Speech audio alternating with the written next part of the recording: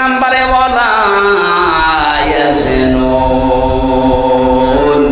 জেনা করা যাবে না।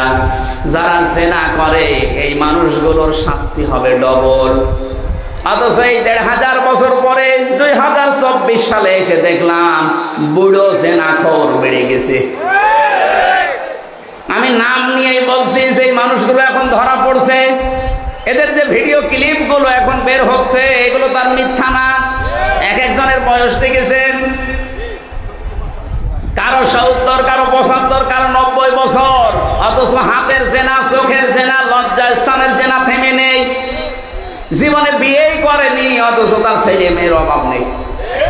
হ্যাঁ, টাকার উপরে ঘুমাইতো, বিয়ে নেই, সংসার নেই, অথচ ছেলে মেয়ে দেশে ভর্তি করা।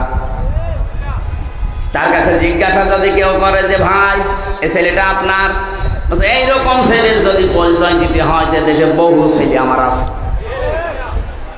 আপনার চরিত্র আছে, একটা মানুষ দেখান তো ওদের চরিত্র আছে বলে। দরবেশ বাবা কি ভালো মানুষ মনে করতাম, অন্যের বউ নিয়ে এসে আল্লাহ রাস্তা চালা। নাউজুবিল্লাহ। বাকিগুলোর চরিত্র শুধু আল্লাহ জানে। ওদের এক একজনের ৩ minute, ৫ minute, ৭ minute video viral হয়, অডিও ভাইরাল হয়, সারা দুনিয়ার মানুষ ঘৃণা করে। এদের টাকলা মোরাদ নেই, মাত্র ৬ মিনিট 45 সেকেন্ডের একটা ভিডিও অডিও ক্লিপ ফাঁস হয়েছিল, ওর সব হারিয়েছে। আমার মনে হয় এখন যাদের ভিডিও গুলো ফাঁস হচ্ছে এই বুড়ো জেনাখোর যারা, এরা আবার বড় মুখ করে বড় গলায় কথা বলছে, আপনার লজ্জা লাগে না?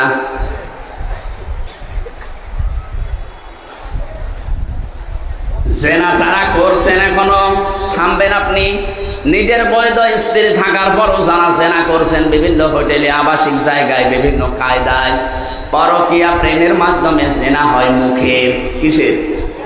এই যে মুখে মোবাইলে কথা বলেন, হাতের, পায়ের, চিন্তার, সর্বশেষ যে এটা ঠেকে লজ্জাস্থানে কথা বলেন, ঠিক কিনা?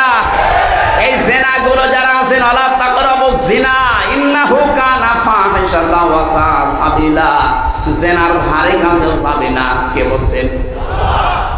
এটা নিকৃষ্ট গর্হিত কাজ। অথচ এইটা দিয়ে পুরো সমাজ আমরা ছিঁড়ে ফেলেছিলাম। জেনার মার্কেট বসিয়েছিল এদেশে, জেনা করছে কিছু বলা যাবে না। আমি বহু মানুষকে পেয়েছি, ওরা আবার ফতোয়া নিত, হুজুর একটু হালকা করেছি, কিছু না।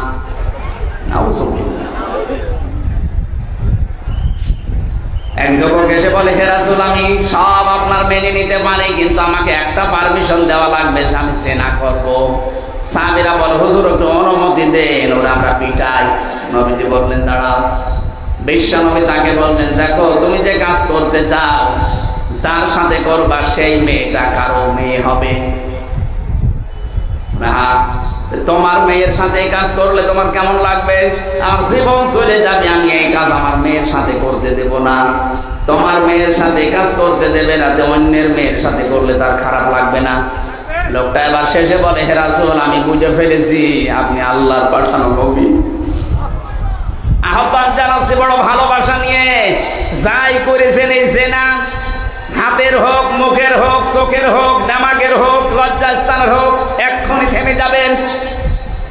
শাস্তি যদি দুনিয়ায় নিতে পারেন তো আলহামদুলিল্লাহ, যদি শাস্তি না হয় কিয়ামতের দিন কিন্তু ডবল শাস্তি আল্লাহ আপনাকে দেবে। মেয়েটা বলছিল, হে রাসূল আমি তো করেই ফেলেছি, আমি জানি জেনার শাস্তি ডবল হয়, আপনি আমাকে